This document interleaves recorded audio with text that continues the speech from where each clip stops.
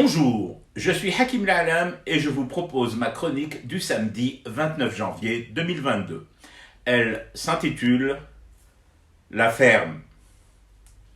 Je crois que ça n'aurait pas déplu aux plus grandes familles mafieuses, celles des temps non bénis des Corleone, des Luciano, des Bonanno ou encore des Genovese. Une omerta, une bonne grosse omerta. Une omerta scrupuleusement et presque religieusement observée par des médias occidentaux. Autour de quoi ? De la découverte par l'Espagne ces dernières heures d'une nouvelle route servant à acheminer la drogue marocaine vers l'Espagne, puis vers toute l'Europe, puis bien évidemment vers le vaste monde de la dope. Pas un mot yahbibi ya moulaya. Une voie d'accès royale à la drogue sur le marché européen et mondial, et les médias exemplaires de l'autre côté de la rive, trop occupés par des sujets sur le meilleur chocolatier du mois ou l'augmentation du chiffre des abandons d'animaux domestiques sur les aires d'autoroute, font silence. Ils regardent partout, sauf en direction de Momosis. Une fée dealer a dû se pencher sur le berceau de ce monarque pour qu'il bénéficie ainsi d'une impunité aussi ostentatoire.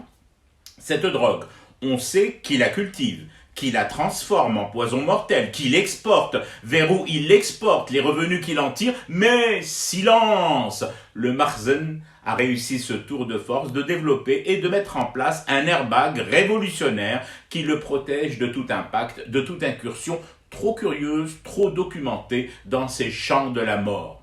Je me demande d'ailleurs au passage pourquoi le royaume du shit tarde autant à faire breveter cet airbag. Je suis sûr qu'il intéresserait des firmes automobiles. Comment expliquer cette impunité internationale autour d'un des premiers narco-États de la planète ? Par quel miracle des économistes de renommée mondiale continuent aujourd'hui encore de pousser des « ah » et des « wow » admiratifs face à la réussite économique du Maroc ? Peut-être faut-il chercher la réponse dans ces traces de Harira Mahchia et de Tadjine en barrette visibles sur les lèvres de tous ces experts extatiques.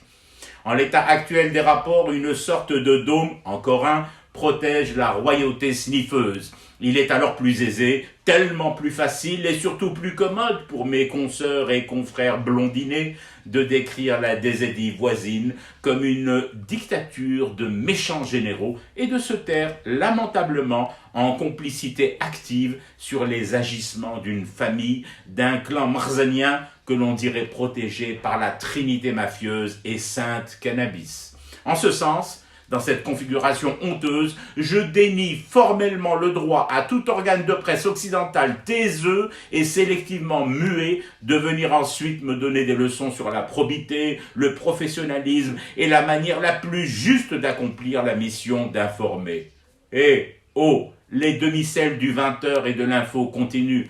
Un conseil, la ferme. Je fume du thé et je reste éveillé. Le cauchemar continue.